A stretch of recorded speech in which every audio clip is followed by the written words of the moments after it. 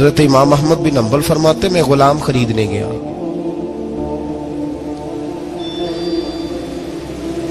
اس نے میرے ساتھ شرط رکھی کہ حضور آپ مجھے خرید کے لے جانے ہیں، میری شرط یہ ہے کہ میں دن کو آپ کی ڈیوٹی کروں گا، رات کو نہیں کروں گا۔ فرماتے میں لے آیا، گھر لا کے میں نے پوچھا تیرا نام کیا ہے؟ کہنے لگا حضور غلاموں کا نام نہیں ہوتا۔ کھائے گا کیا؟ حضور غلاموں کی چاہت نہیں ہوتی، جس نام سے پکارو گے آ جاؤں گا، جو دو گے کھا لوں گا۔ کہا کس کمرے میں رہو گے؟ کہا حضور غلاموں کے نخرے نہیں ہوتے۔ کہتے میں نے کہا پھر بھی یہ کمرے ہیں پسند کر لو۔ ایک ٹوٹا پھوٹا سا کمرہ اس نے پسند کر لیا۔ امام احمد بن حنبل فرماتے میں اسے کام بتاتا پر اتنی محنت سے کرتا کہ کمال کر دیتا، میرے اشارے سمجھتا۔ ایک دن میں تہجد کے وقت اٹھا، اس کے کمرے میں گیا تو وہ توبہ توبہ پکار رہا تھا۔ سنو ولیوں کی توبہ۔ فرماتے اس کے کمرے سے چیخنے کی، یا اللہ معاف کر دے، یا اللہ معاف کر دے، اللہ معافی دے دے، تڑپ رہا ہے، رو رہا ہے۔ اور امام احمد بن حنبل فرماتے ہیں حال یہ ہے کہ اس کے کمرے سے لے کر آسمان تک نور ہی نور پھیلا ہوا ہے، نور ہی نور، اور وہ روتا ہے یا اللہ معاف کر دے، یا اللہ معاف کر دے۔ فرماتے میں سوچنے لگا معافی کس چیز کی مانگ رہا ہے؟ فرماتے وہ خود ہی بولا، اور معافی دیکھو بھائی، توبہ دیکھو اللہ والوں کی۔ کہنے لگا اے اللہ میں تیرا بندہ ہوں، تو نے زندگی دی، نعمت دی، آنکھیں دی، کان دیے، سانسیں چلائی، بغیر مانگے سارا کچھ دیا۔ چاہیے تو یہ تھا کہ میں دن رات تیری بارگاہ میں جھکا رہتا، پر مجھے معاف کر دے۔ میرے اوپر امام احمد بن حنبل کے بھی حقوق ہیں، میرے مالک کا بھی حق ہے، اس لیے میں دن سارا عبادت نہیں کر سکتا، بس 5 نمازیں پڑھ سکتا ہوں، رات میں جاگتا رہتا ہوں تیرے حضور۔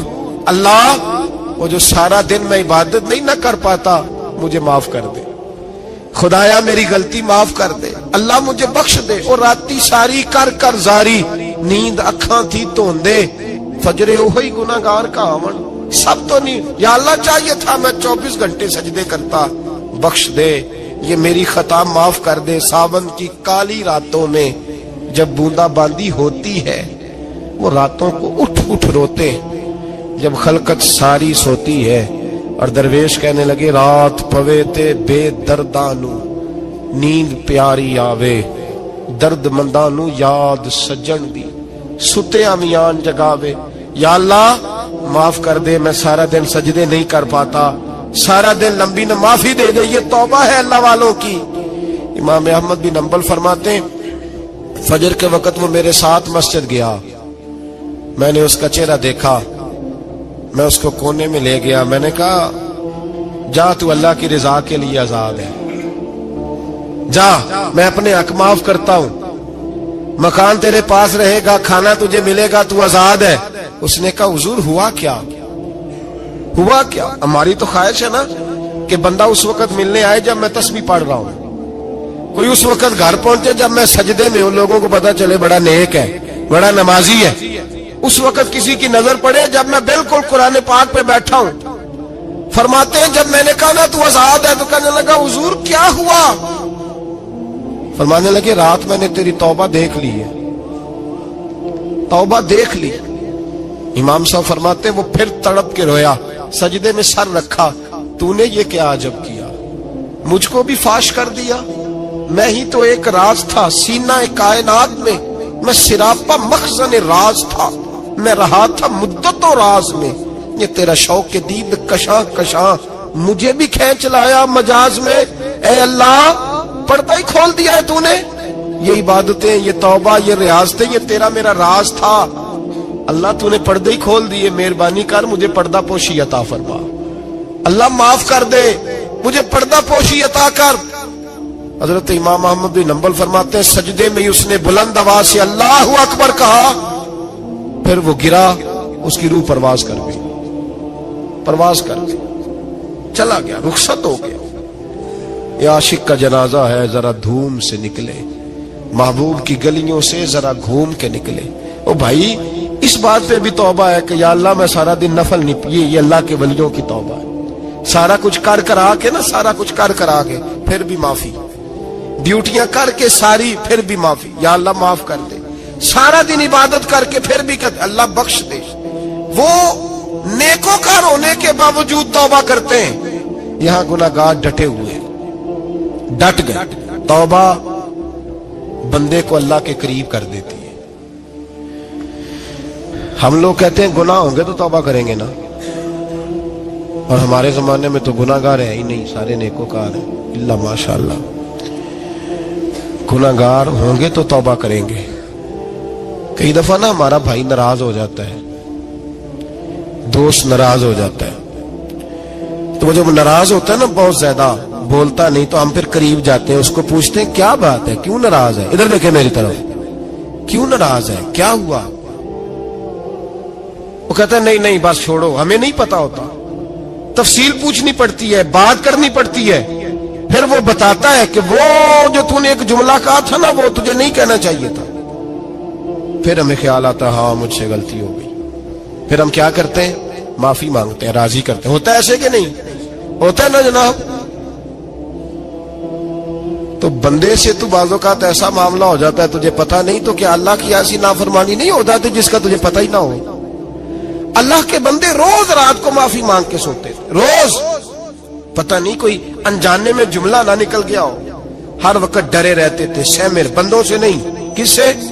زور سے بولیے، ڈرے رہتے تھے یا اللہ معاف کر دے۔ ان کی طبیعتوں پہ خشیت طاری رہتی، ہم دلیر لوگ ہیں، توجہ نہیں کرتے عزیز بھائی، اور ہم اس وقت توجہ کرتے ہیں جب مہلت ختم ہو جاتی ہے، جب سزا کا وقت شروع ہو جاتا ہے۔ میری بات یاد رکھنا، ایک وقت تک اللہ مہلت دیتا ہے بندے کو، گناہ کرتا ہے اللہ مہلت، پھر سزا شروع ہوتی ہے، پھر بندہ اس کی پکڑ میں آتا ہے، پھر جب پیر پھسلتا ہے تو کسی جگہ اس کا ہاتھ دوبارہ نہیں پڑتا، وہ پھر پھسلتا ہی جاتا ہے۔ یاد رکھنا، ہم مہلت کے وقت توبہ نہیں کرتے، اور جب پھسل جاتے پھر ہم کہتے ہیں اوہو یہ کیا ہوا۔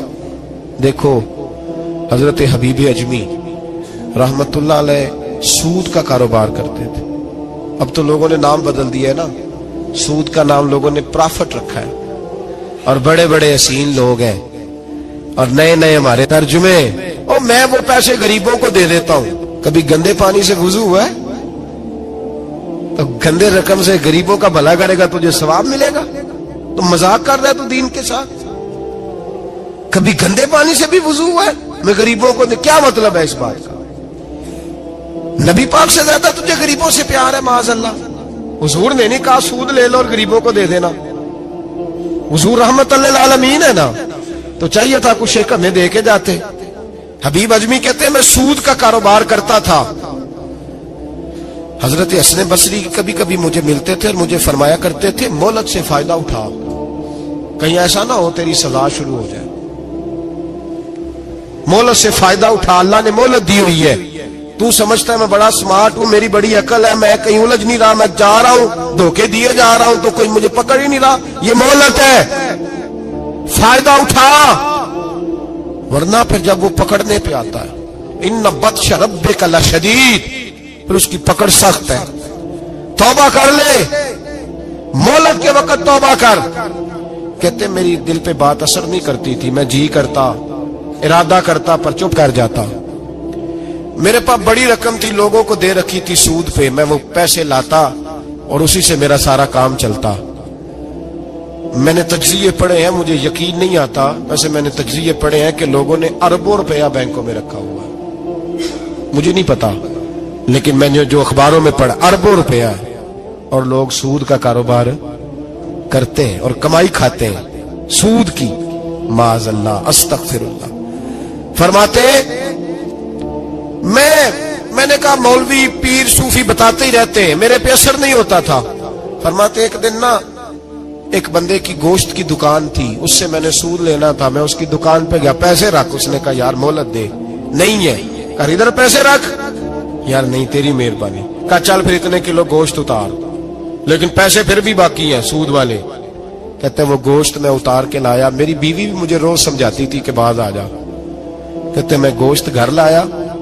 حضرت بی اجمی کہتے ہیں میری بیوی نے پکانے کے لیے ہنڈیا چولہے پہ چڑھائی اور ابھی اس نے مسالہ ڈال کے اس کے اندر چمچہ گھمایا ہی تھا کہ وہ سارا خون بن گیا.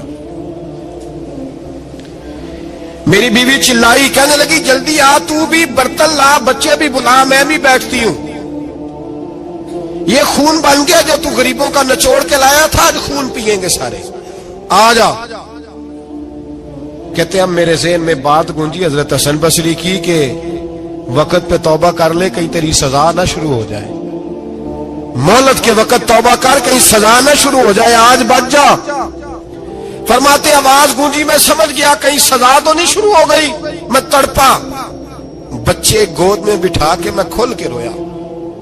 میں نے اپنی بیوی سے کہا آج کے بعد نہیں کرتا. کہنے لگی جا پھر, توبہ پہ قائم وہی رہتا ہے جو کسی ولی کے لڑ لگ جاتا ہے.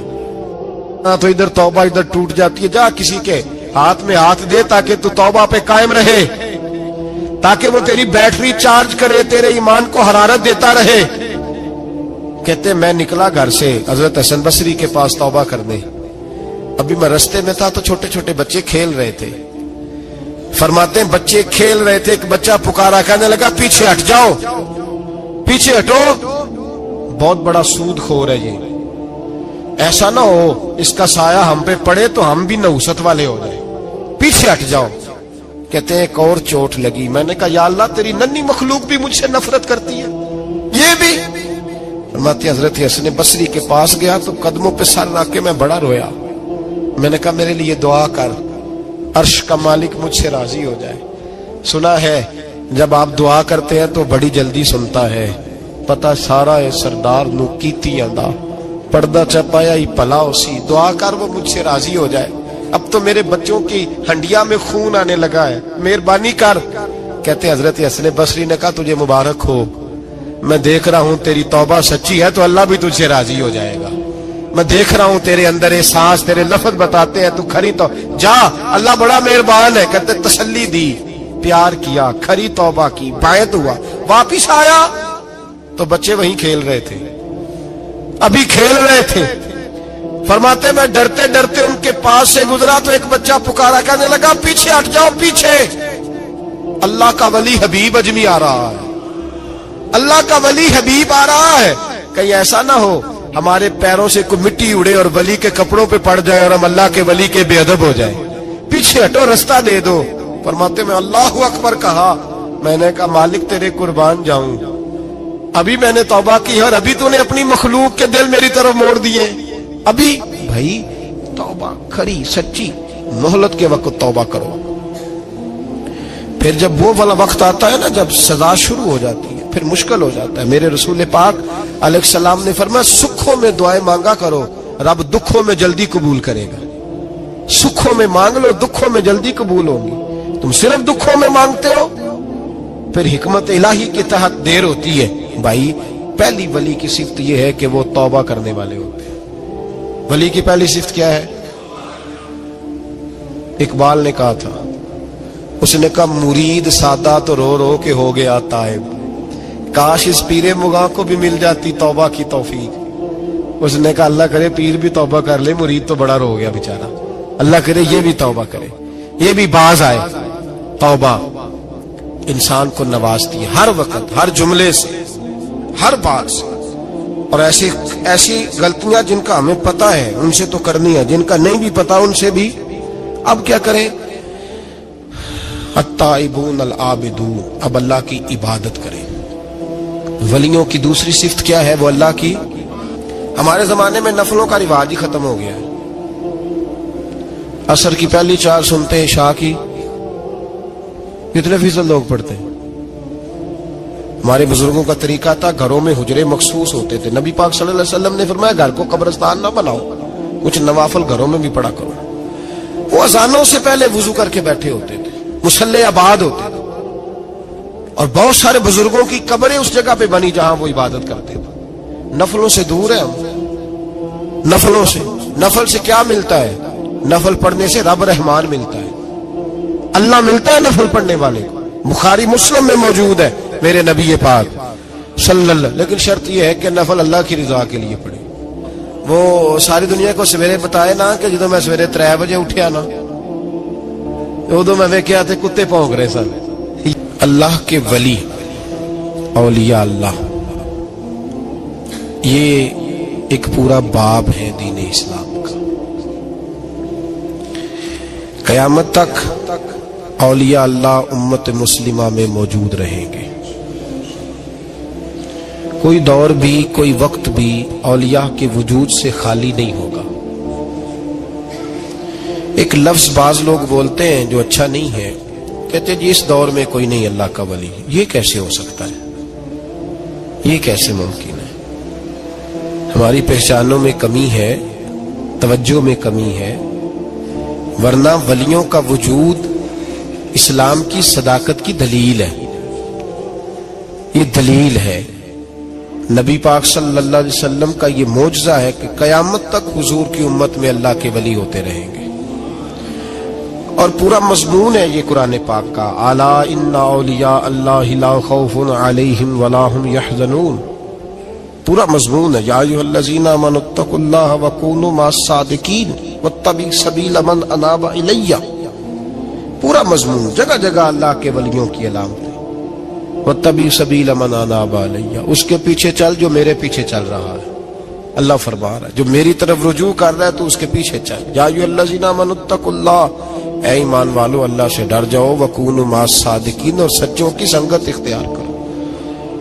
درجنوں آیات. فاسألوا اہل الذکر، فرمایا ذکر والوں سے پوچھ لیا کرو. ان کنتم لا تعلمون، اگر تمہیں علم نہ ہو تو پوچھ لیا. ہر نماز میں صراط الذین انعمت علیہم، ہر نماز میں کہہ رہا صراط الذین انعمت علیہم، یا اللہ ان لوگوں کے رستوں پہ چلا جن پر تو نے انعام. اور وہ کون ہے؟ قرآن نے کہا انعم اللہ علیہم من النبیین والصدیقین والشہداء والصالحین.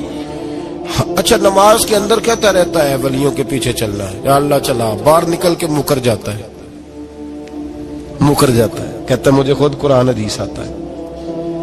اور یہ اب ایک تو تھے نا پہلے کچھ لوگ جن کے نظریات میں فرق تھا، اب اپنے بہت سارے لوگ کہتے چھوڑو کیا ضرورت ہے.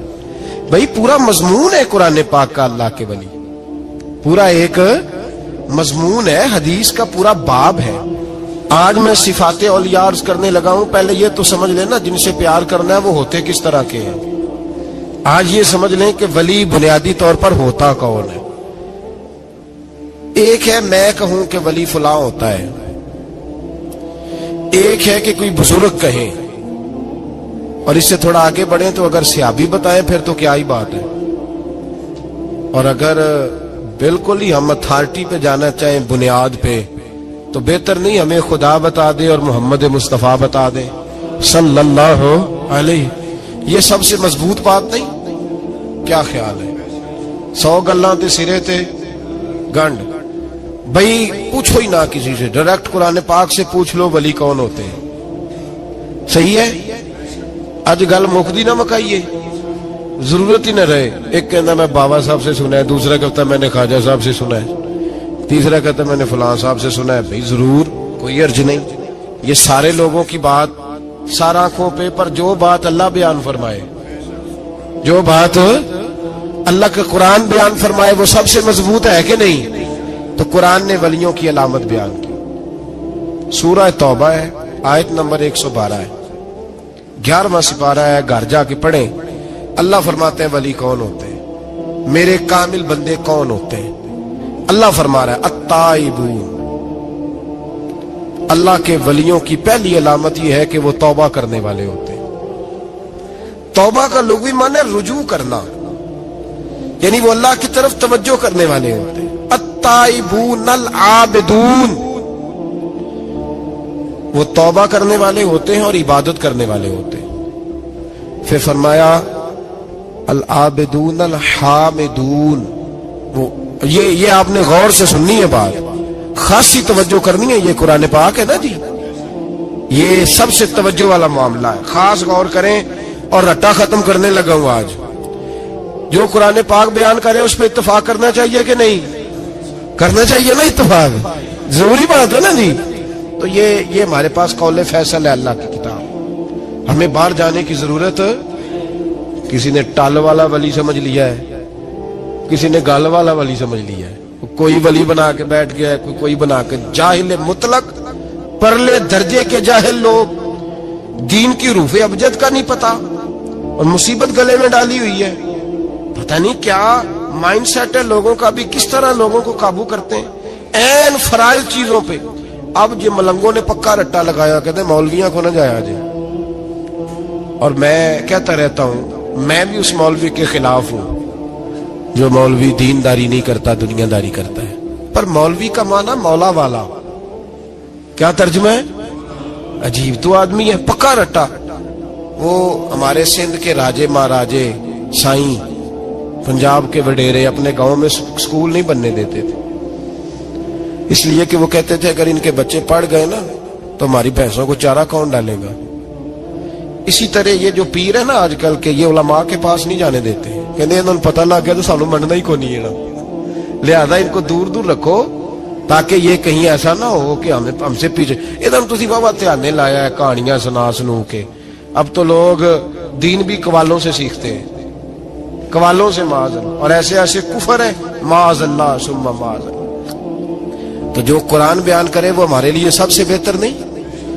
قرآن مجید نے کہا التائبون العابدون, توبہ کرنے والے, عبادت کرنے والے, حامدون, اللہ کی حمد کرنے والے, سائحون, روزے رکھنے والے.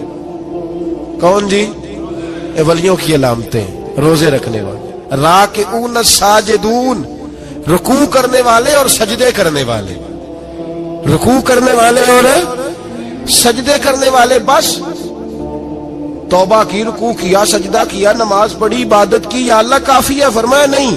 الآمرون بالمعروف, نیکی کا حکم دینے والے, والنہون عن المنکر, اور برائی سے روکنے والے, میدان میں رہنے والے, میدان میں. والحافظون لحدود اللہ, نیکی کا حکم دینے والے, برائی سے منع کرنے والے, اور اللہ کی حدوں کی حفاظت کرنے والے. اللہ کی حدوں کی یہ علامتیں بیان کر کے کہا وبشر المومنین, محبوب اپنے ان غلاموں کو میری رضا اور جنت کی خوشخبری سنا دے. محبوب یہ جو تیرے غلام ہیں نا جن میں یہ صفتیں پائی جاتی ہیں, ان کو میری رضا اور جنت کی.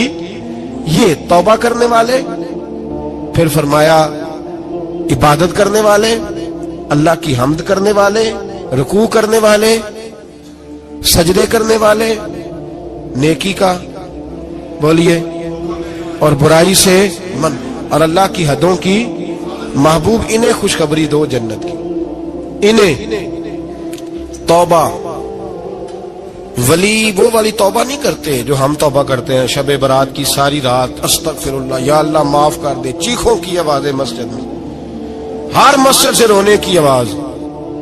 پکی سچی توبہ کر کے شیخ آئے.